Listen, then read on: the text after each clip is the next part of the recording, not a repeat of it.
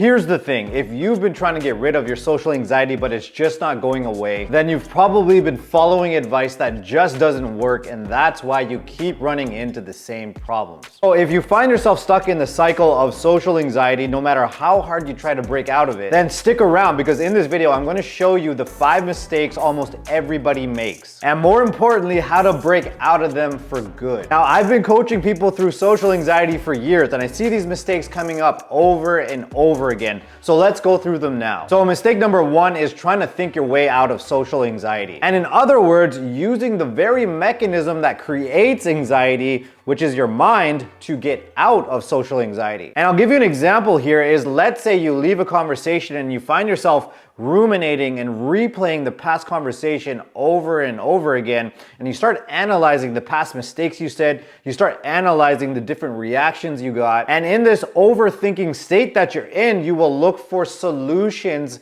to beat social anxiety. And I get it, it feels productive, it feels like it provides you with some relief, but that rumination, that analysis, the solutions that you come up with in that state are coming from the emotional part of your brain. And the emotional part of your brain and the thoughts that stem from it cannot overcome social anxiety. From a purely psychological standpoint, when you are in a heightened emotional reaction or you are in fight or flight, your IQ drops significantly. So never look for solutions when you're in this heightened state. Wait for the storm to pass. Wait until you have a calm and regulated nervous system, then look for solutions. Number 2 is doing exposure therapy. So similar to number 1, where you're trying to outthink your way out of social anxiety, number 2 is all about trying to behave your way out of social anxiety. And so what you will do is force yourself to approach people, approach strangers,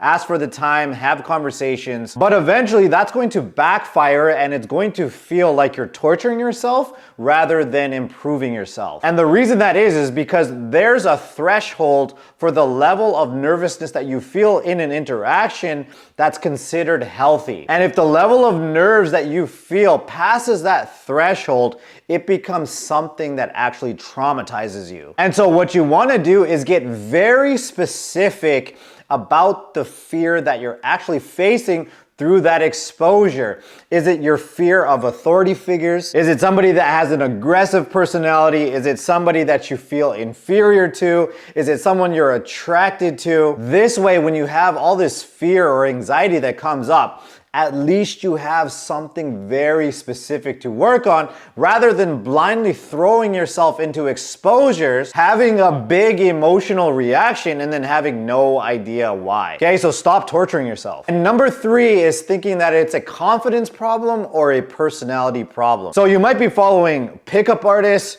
confidence coaches, charisma coaches, teaching you all sorts of techniques in order for you to be more confident and charismatic. But here's the thing, I don't care how much social confidence techniques or conversational skills that you have, social anxiety is a safety problem. And your mind and your body have this internal mechanism designed to shut down your personality when you're not feeling safe on the inside. So instead of focusing on confidence and expressiveness and charisma, instead you want to work on removing the blocks for why you're not feeling safe in the first place, so that your true personality can flow. Because we all have that one person who we are totally comfortable with, and our humor and our lightheartedness, it comes out in that moment. This is one of the biggest signs it's not you holding back, it's anxiety covering up your true self. So if you're having an aha moment and you see this in your own life, comment below and let us know, because that's a big realization. And so let's get back here to the 4th mistake that you might be making,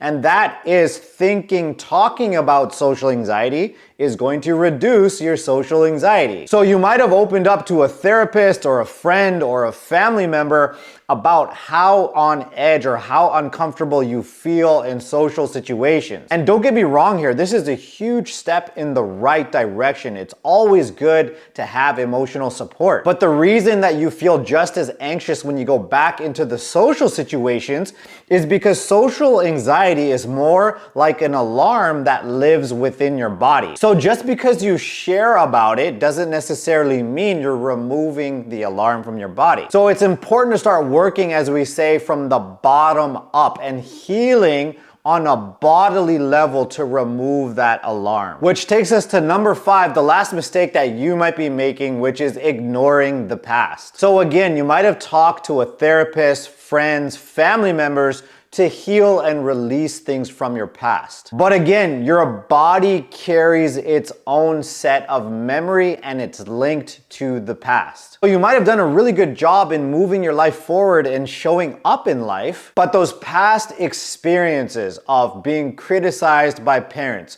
being abandoned by parents, being bullied by friends, by classmates, even the teachers, moving around in school and losing friends. Okay, so you might have moved forward, you're in a different place in your life physically and in your mind, but these memories, these feelings, you still hold them on a somatic level or on a bodily level. And again, you want to heal from your past on a bodily level. So the bottom line is, if you've been trying to overcome your social anxiety by trying to outthink it, by trying to outbehave it, and by trying to just talk about it, that's why you're still stuck in the cycle. And that's why I made a whole video breaking down why talking about social anxiety doesn't actually reduce it, and what you need to be focusing on instead on a deeper level. So you'll see that video up here. Make sure you watch that now. Thank you so much for staying until the end. Please like and subscribe, and I will see you in that next video.